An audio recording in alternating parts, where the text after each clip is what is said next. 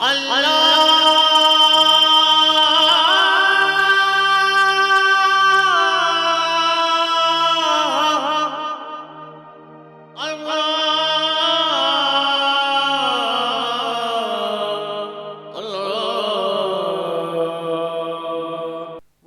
میں رحمت لقب پانے والا، مرادیں غریبوں کی بر لانے والا، وہ اپنے پرائے کا غم کھانے والا، مصیبت میں غیروں کے کام آنے والا۔ السلام علیکم ورحمۃ اللہ وبرکاتہ۔ میں ہوں آپ کا ہوسٹ راؤ ناصر علی جہانگیر، اور آپ دیکھ رہے ہیں روزانہ ہمارے ساتھ یہ ایمان افروز نشریات عطائے رمضان جے کے نیوز پر۔ ناظرین کرام، یقینی طور پر عشرہ رحمت ہم سے رخصت ہو رہا ہے، اور آج 10 رمضان المبارک حضرت ختیجۃ الکبریٰ سلام اللہ علیہ کا ایک بہت بڑا دن ہے۔ اگر ہم اپنی دنیا کی زندگی کے اندر حضرت سیدہ طیبہ طاہرہ حضرت ختیجۃ الکبریٰ کی زندگی کا ذکر نہ کریں ناظرین کرام، تو یقین مانیے کہ اسلام کی تاریخ ہی نامکمل ہو جاتی ہے، کیونکہ آپ کی شان، آپ کا مقام اور آپ کی رفت اور آپ کی عظمت، ان پر کروڑوں درود و سلام کہ آپ وہ محسنہ ہیں جو اسلام کی ابتدائی دنوں کے اندر جو نبی پاک صلی اللہ علیہ وآلہ وسلم کے نہ صرف ان کے دل کے ساتھ کھڑی ہوئی بلکہ ان کا سہارا بھی بنی۔ یعنی ہمارے آقا ساری کائنات کا سہارا، ساری کائنات کے دل کا چین، لیکن ہمارے آقا کے دل کا چین جو تھی وہ ہماری ماں سیدہ طیبہ طاہرہ حضرت ختیجۃ الکبریٰ ہیں۔ اور جب ان کی ہم بات کرتے ہیں تو آپ یقین جانیے کہ ہم اپنے ہی جو ہے آخرت کا سامان کرتے ہیں، کہ جب ہم سیدہ طیبہ کا ذکر کرتے ہیں تو ذرا ایک لمحے کے لیے سوچئے ناظرین کرام کہ آپ 525 عیسوی میں اس دنیا میں تشریف لائیں، اور آپ ایک بہت مالدار گھر میں پیدا ہوئیں۔ آپ کے والد محترم جو ہے ناظرین کرام اپنے دور کے بہت بڑے تاجر تھے، اور آپ کی کیفیت یہ تھی کہ جب والد اس دنیا سے رخصت ہوئے تو سارا کا سارا جو ذمہ داریوں کا بار تھا وہ آپ کے کاندھوں پر آیا، اور آپ اپنے پورے عرب کے اندر آپ نے جس طرح سے تجارت کو متعارف کرایا ناظرین کرام، وہ بھی ایک بہت خوبصورت تاریخ ہے۔ اور اسی پر آج ہم اپنے اس پروگرام میں بات کرنے کی سعادت حاصل کر رہے ہیں کہ حضرت سیدہ طیبہ طاہرہ حضرت ختیجۃ الکبریٰ وہ محسنہ ہیں، وہ اسلام کی محسنہ جس نے اس مشکل ترین وقت میں جب آقا علیہ الصلوۃ والسلام نے جب آپ پر پہلی وحی نازل ہوئی ناظرین کرام اور آپ اپنے گھر تشریف لائے، تو اس وقت جو آپ کی کیفیت تھی، اس کیفیت کے اندر جب حضرت سیدہ طیبہ نے آپ کو دیکھا تو آپ کو تسلی دی اور کہا کہ اے محبوب، اللہ آپ ہمیشہ سچ بولتے ہیں، آپ امانت دار ہیں، آپ امین ہیں، اللہ آپ کو کبھی ضائع نہیں ہونے دے گا، اللہ اپنا فضل کرے گا۔ اور آپ ذرا تصور کیجئے ان ابتدائی لمحات میں جو انداز ہے اور جو محبت ہے، اور اگر ہم سیدہ کی زندگی کے ابتدائی دور کی طرف دیکھتے ہیں ناظرین کرام، تو آپ جب نبی پاک صلی اللہ علیہ وآلہ وسلم کے نکاح سے پہلے آپ کا 2 مرتبہ نکاح ہوا، اور آپ 2 مرتبہ جو ہے آپ اس دنیا کے اندر آپ نے وہ مشکل ترین حالات بھی دیکھے کہ آپ کو جو ہے وہ غم سہنا پڑا، اور آپ 2 مرتبہ دنیا کی زندگی میں بیوہ ہوئیں۔ لیکن آپ ذرا یہ تصور کیجئے ناظرین کرام کہ انہوں نے عہد جاہلیت کے دور میں بھی سچائی اور ایمانداری اور پردے کی خوبیوں کو اپنائے رکھا، جبکہ پردے کا حکم تو نبی پاک صلی اللہ علیہ وآلہ وسلم کے اعلان نبوت کے بعد قرآن مجید فرقان حمید میں اللہ سبحانہ وتعالی نے نازل کیا۔ لیکن ذرا آپ تصور کیجئے کہ اس وقت بھی سیدہ طیبہ طاہرہ پردہ کرتی تھی، اور آپ کی ایک غلام تھی جو آپ کے تجارت کے لیے سارا سامان اور اس کے لیے جو ہے باقاعدہ کام کرتی تھی، نفیسہ نام تھا ان کا۔ تو آپ ذرا دیکھیے کہ جب نبی پاک صلی اللہ علیہ وآلہ وسلم یہ ابتدائی زندگی پہ جب ہم ذرا روشنی ڈالتے ہیں تو پھر آپ کو پوری ان کی ہسٹری کا پتہ چلتا ہے۔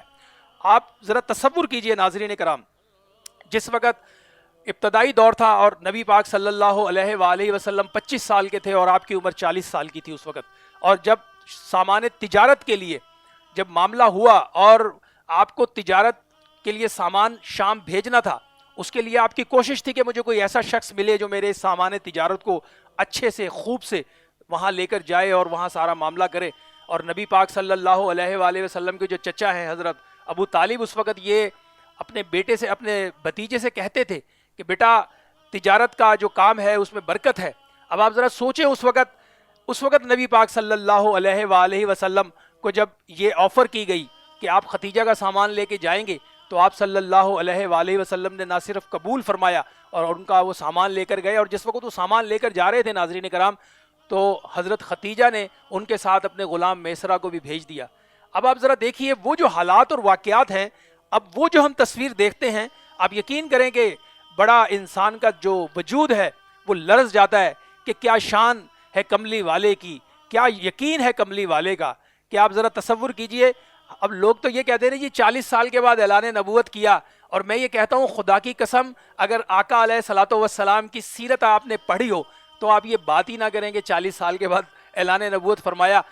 اب آپ ذرا دیکھیے، آپ جاتے ہیں تجارت کا سامان لے کے شام کے بازاروں میں، وہاں کا ماحول یہ ہوتا تھا کہ لوگ قسمیں اٹھا اٹھا کے اپنا سامان بیچتے تھے۔ آج بھی ہماری منڈیوں میں ہم جاتے ہیں تو وہاں بھی لوگ قسمیں اٹھا اٹھا کر اپنا سامان بیچ رہے ہیں، لیکن آقا علیہ الصلوۃ والسلام کی شان کیا شان ہے، آپ نے کبھی بھی قسم اٹھا کر سامان نہیں بیچا۔ کچھ لوگ سامان خریدنے آئے اور انہوں نے اپنے بتوں کا حوالہ دیا، لات و عزا کا، آپ نے فرمایا کہ میں ان سے بیزار ہوں۔ اس نے کہا کہ بھئی یہ تو سب اسی طرح بیچ رہے ہیں، آپ نے فرمایا میرا مال یہ رکھا ہوا ہے، تم دیکھو اس کی تمہیں سمجھ میں آتی ہے تو خرید لو۔ یعنی آپ نے روئے زمین کے تاجروں کو جو سامان بیچنے کا سلیقہ سکھایا ناظرین کرام، وہ یہی ہے کہ مال کے اوپر بیجا قسمیں کھا کھا کر مال کو فروخت نہ کرو، بلکہ پہلے مال کے عیب بتاؤ اور پھر اسے فروخت کرو، اور پھر اس میں جو برکت اللہ سبحانہ وتعالیٰ آپ کو عطا کریں گے اس کا آپ تصور بھی نہیں کر سکتے۔ اور اس مرتبہ ہوا یہ ناظرین کرام کہ نبی پاک صلی اللہ علیہ وآلہ وسلم جو سامان تجارت لے کر گئے اس میں اللہ سبحانہ وتعالیٰ نے 11 گنا منافع عطا فرمایا، اور جب آپ واپس آ رہے تھے تو راستے میں ظاہراً دھوپ بہت تھی، تو آپ ایک درخت کے نیچے لیٹ گئے۔ آپ درخت کے نیچے آرام فرما تھے کہ اس زمانے کا ایک بہت بڑا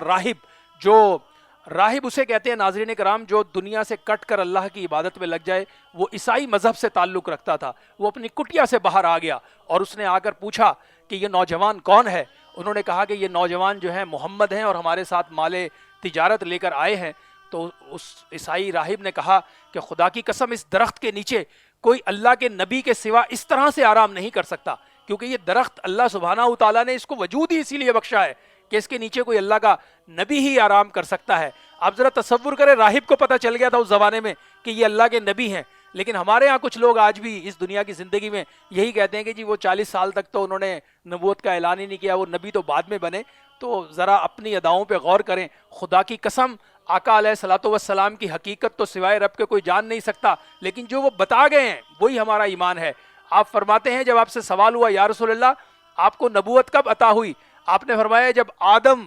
مٹی اور گوند کے درمیان تھے، یعنی جب ان کی مٹی کو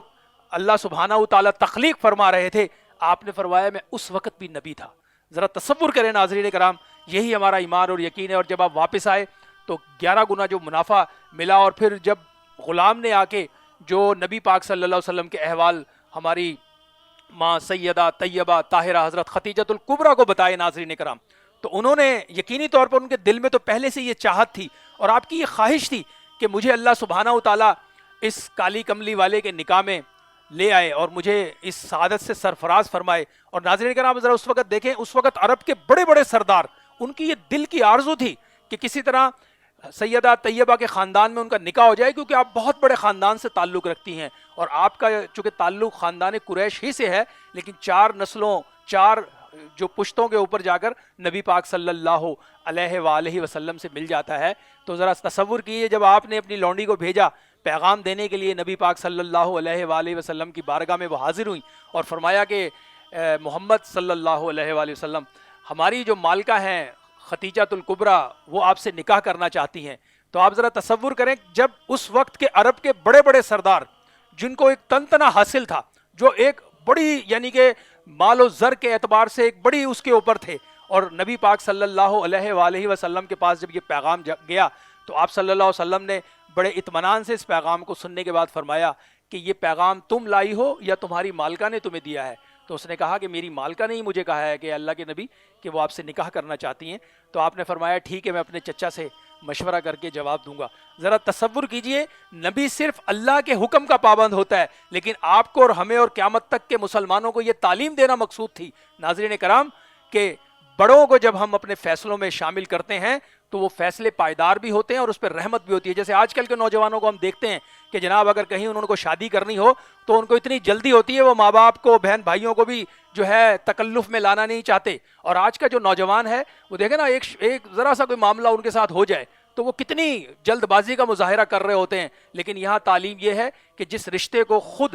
نبی پاک صلی اللہ علیہ وآلہ وسلم خود اپنا سکتے تھے, اللہ کے حکم کے علاوہ تو نبی کوئی کام ہی نہیں کرتے, لیکن اس کے باوجود بھی اپنے چچا کو شریک کرنا اور امت کے نوجوانوں کو یہ پیغام دینا مقصود تھا. ناظرین کرام, کہ نوجوان جو ہیں ضرور پسند کی شادی کرنے سے اسلام منع نہیں کرتا, لیکن اس پسند میں اگر ماں باپ کا شریک ہونا شامل ہو, ماں باپ اس کے اندر شریک ہو, تو وہ جو شادی ہوتی ہے نا وہ آبادی میں بدل جاتی ہے. اور ویسے اس ماحول میں جو باتیں ہیں, جو ہمارا معاشرہ جس قسم کا تشکیل پا چکا ہے ناظرین کرام, اور پھر ذرا آپ سیدہ طیبہ طاہرہ کے فضائل سنیں ناظرین کرام, خدا کی قسم انسان کا وجود لرز جاتا ہے کہ آپ اتنی بڑی یعنی کہ مالکہ تھی, اتنی بڑی تاجرہ تھی, اور عرب میں آپ کا کوئی ثانی نہیں تھا مال و زر کے اعتبار سے اور آپ کے نسب کے اعتبار سے بھی, لیکن اس کے باوجود بھی جب آپ صلی اللہ علیہ وآلہ وسلم کے نکاح میں آئیں تو آپ نے اپنا سارا مال و زر لا کر نبی پاک صلی اللہ علیہ وسلم کے قدموں میں نچھاور کر دیا. ذرا تصور کیجئے ناظرین کرام, اسلام کے وہ ابتدائی ادوار جس میں اسلام سخت